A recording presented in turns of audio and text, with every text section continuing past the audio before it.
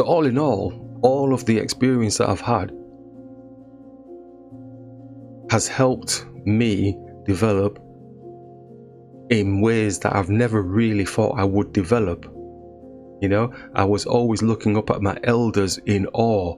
I was thinking, man, how are they able to move like that? How are they able to maneuver people and not manipulate people, but how are they be able to sort of, you know, they converse with people in a certain way, and the people are listening to them, and nobody's pushing them around or anything like that. Not that I'm seeing anyway. Do you know what I mean? And they move confidently. When they're protecting me, they're moving confidently. The way that they're moving, it's just so, it's brilliant. How are they doing that? Well, what we've got to remember is, as humans, we are always learning. From whatever we see, we're learning from it all the time. And well, from 10 years old up until 16, I had that massive learning experience of working out with these street guys in the street wrestling type stuff, playing games. You know, it's not just a focus on the wrestling. I've badged it as wrestling, but the stuff that we did, you know, play British Bulldog and stuff and all that business. So we just you end up wrestling or pushing each other around and stuff like that. And then it comes to a point where they go, oh damn, I can't push him anymore, and then they stop. You know, which is good, and that's a really good thing. Do you know what I mean?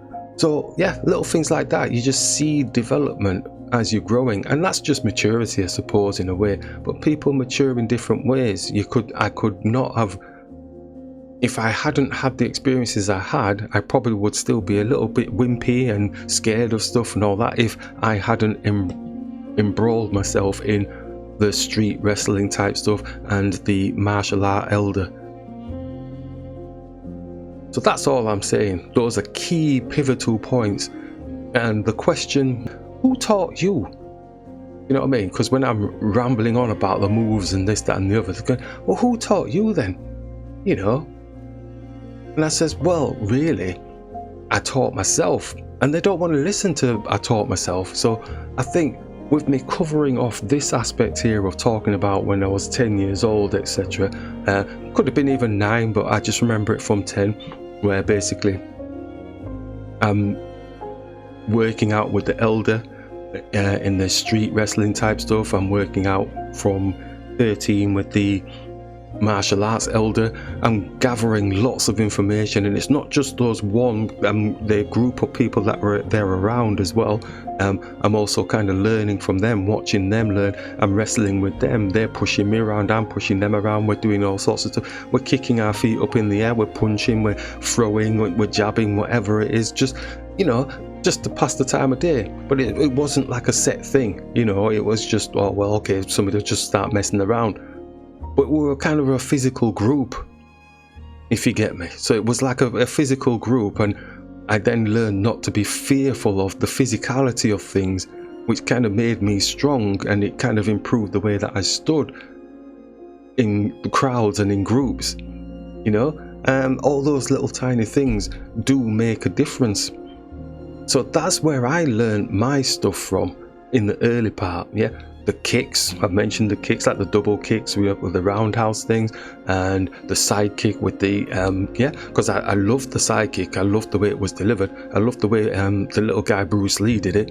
Yeah, absolutely loved it. I read all his stuff. I watched him like crazy. When eventually I got like a video thing and all that business, I went to town on him. I broke down everything that he did, every movement that he did, why, when, how, all sorts of stuff.